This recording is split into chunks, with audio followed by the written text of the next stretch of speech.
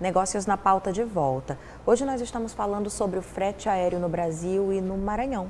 Bom, sinalizando uma recuperação econômica após a pandemia, ou pelo menos o período mais crítico da pandemia de Covid-19, o setor brasileiro de fretes aéreos registrou uma alta aproximada de 20% no volume de carregamentos de importados nos primeiros 4 meses de 2022, quando comparado ao mesmo período de 2021, Arthur.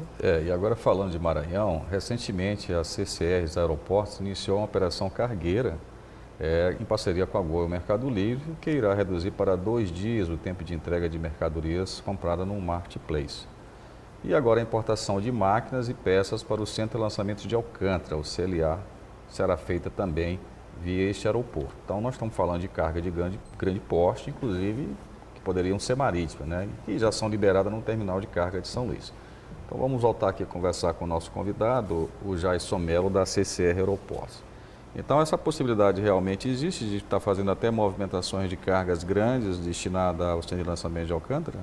Existe sim. Nós tratamos esse tipo de operação como operação de projeto, né? A gente auxilia o importador, né, fornecendo toda a infraestrutura aeroportuária e logística no que compreende essa movimentação de solo e muitas vezes até envolvendo alguns parceiros para que a gente permita que o aeroporto de São Luís seja utilizado para isso. Em alguns casos, somente o recinto alfandegado é utilizado. Em outros casos, toda a infraestrutura aeroportuária, inclusive com o pouso da aeronave, pode ser utilizado para isso. Então, é feita uma avaliação sobre o aspecto do demandante, sobre a viabilidade, porque obviamente existe um custo, né, em fazer em cada um dos recintos de forma diferenciada. Existe um custo agregado à questão de segurança. Isso nós deixamos sempre algo que fica muito evidente. Né? O caso, por exemplo, do CLA, né? O aeroporto de São Luís, ele está a poucos quilômetros aqui, uma travessia muito simples de ser feita, tá? Diferente do que vi de qualquer outro recinto alfandegado que vai demandar um tempo maior, ou um custo maior, ou mesmo uma questão de segurança maior. Isso, só completando, Não, Dalva, claro.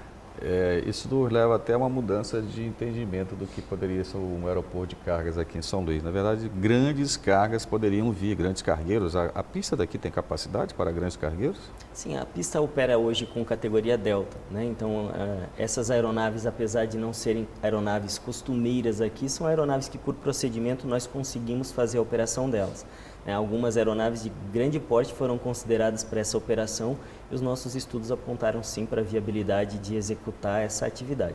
Agora eu fiquei curiosa sobre a diferença ou as maiores diferenças entre uma aeronave convencional de voos domésticos e uma aeronave cargueira. Assim, a gente consegue trazer alguns números aqui para dimensionar isso e esclarecer para o telespectador as maiores e mais importantes diferenças?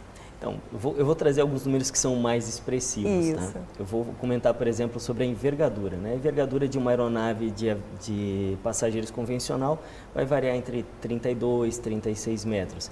Enquanto a gente fala de uma operação com uma aeronave cargueira, a gente tem entre 64 e 70 metros. No então, mínimo o dobro. Você está falando da distância de ponta de asa, né? E ele chega a quanto, o cargueiro? Ele chega a 72, dependendo do cargueiro, dos que nós estamos considerando para São Luís, para essa operação. Né? Aí tem outras questões, como, por exemplo, a necessidade de suporte do pavimento da pista. Né? Isso é dado em um número específico chamado de PCN, em que as aeronaves convencionais elas vão utilizar o primeiro número ali, que é o mais simples, e a gente contemplar que é 35, 36, e uma aeronave cargueira... É o quê? É a espessura do pavimento? É a capacidade de suporte ao peso. Tá? E uma aeronave cargueira ela vai necessitar de 50, 60, dependendo do caso. Quantidade de combustível, Jason. Exatamente, esse é um outro ponto, né? Essas aeronaves, eu não sei te precisar ao certo quanto ela vai demandar, porque isso é calculado para a operação. E dependendo da operação, ela não vai fazer de ponta a ponta, né? Ela vai fazer um pouso técnico, mas é no mínimo 3 vezes mais do que uma operação doméstica convencional de passageiros. Muito interessante. Por isso Parece que é cinto, mas não é, né, Dalva? Não, isso deve exigir, além de preparo, Vamos botar muito um preparo. cargueiro lá, mas não é assim. Não é só receber os gigantes do ar, precisa que tenha gigantes aqui na Terra, capacitados, qualificados para que essa Sim. operação funcione, né? E aí acaba que é oneroso mesmo tudo isso, não é, Jason? E tudo isso é feito com um nível de segurança muito alto. Né? Nós não simplesmente autorizamos a vinda de uma aeronave dessa, a gente entende o projeto e existe um estudo que se chama ISO, que é uma análise de impacto na segurança operacional, que a gente avalia a segurança da operação daquela aeronave e o quanto aquela aeronave impacta na segurança do aeroporto. Porque o aeroporto não vai parar para que isso aconteça. Né? O aeroporto continua ativo. Isso é interessante, então. Então, vocês encontraram algumas condições que já são boas. Isso. Né? A condição, por exemplo, de controle de tráfego aéreo, ela é suficiente para fazer essa operação também? Perfeito, ela é suficiente, né? E assim como também a categoria de combate a incêndio que nós temos hoje, a infraestrutura também é adequada, que é algo que fica escondido no aeroporto, né? Porque ninguém vê nessa estrutura, mas são estruturas robustas que nós mantemos 24 horas por dia para dar garantia e dar segurança para a operação, e ela também é compatível com essa operação. Tem uma questão que eu acho que é importante, que é a questão do uso, né? Na verdade, hoje São Luís ela acaba sendo um polo logístico muito forte, São Luís, por causa desse complexo portuário que a gente tem aqui, e ele tende a se ampliar a partir da conclusão da Norte-Sul, que faltam hoje 100 quilômetros para chegar do trecho de Anápolis até Estrela do Oeste. E isso torna o porto de São Luís ligado, teoricamente, ao porto de Santos, na verdade, os dois maiores complexos portuários do Brasil. Como é que vocês estão vendo a multimodalidade do transporte aéreo? Como é que os aeroportos vão se encaixar nisso? Esse é um aspecto muito interessante do modal aéreo. Ele nunca é fim, ele é meio.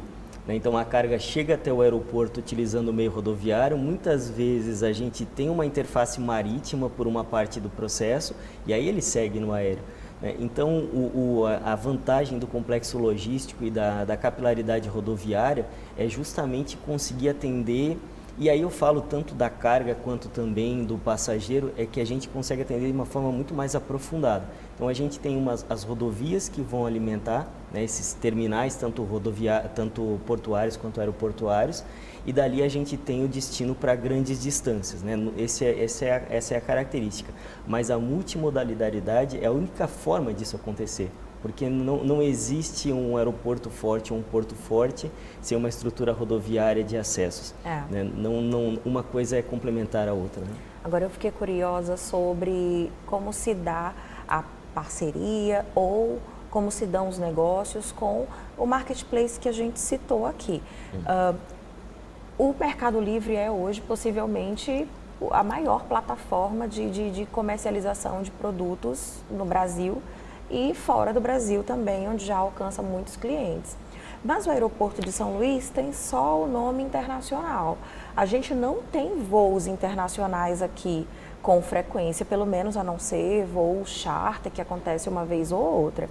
Então, diante disso, como que se dá esse vai e vem e como que a gente pode, então, vislumbrar que as cargas venham de outros países e também cheguem a outros países se os passageiros ainda não conseguem fazer daqui para lá e de lá para cá?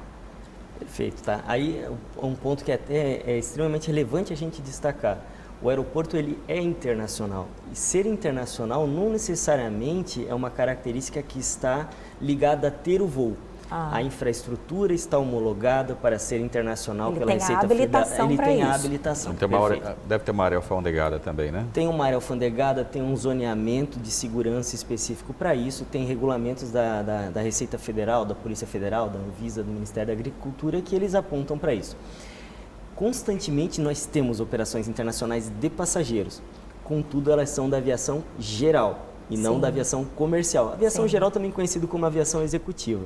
Isso. E na aviação comercial a gente tem os voos charters, né? Na aviação comercial isso vem sendo comum.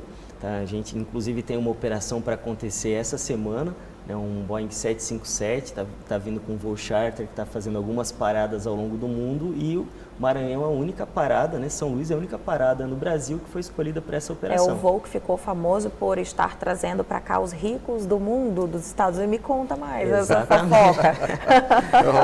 Eu acho que essa história é interessante. A gente podia no próximo bloco só falar sobre isso. Mas a gente ouviu falar mesmo de uns ricaços que estão parando aí, deixando dinheirinhos. Exatamente, tá? A ideia é essa. Então, a estrutura, ser um aeroporto internacional tem muita relação com a questão da estrutura disponível. E a estrutura está disponível. Já existe a estrutura. Já existe, a está questão homologada. é ter as linhas regulares, não é isso? E aí existe um trabalho que está sendo realizado também, porque nesse contexto a gente, por ser infraestrutura, né, a visão que você tem, vocês são passivos. Não, nós não somos passivos, nós somos ativos na busca por esses voos. Então, aonde há oportunidade de voos internacionais, a gente vai buscar, a gente quer esses voos. Tá, né? então isso é um papo muito bom para a gente voltar aqui e detalhar, né, Arthur, Sim, no próximo, verdade, no próximo bloco. Fazer um intervalo bem rápido e a gente volta em instantes com mais negócios na pauta.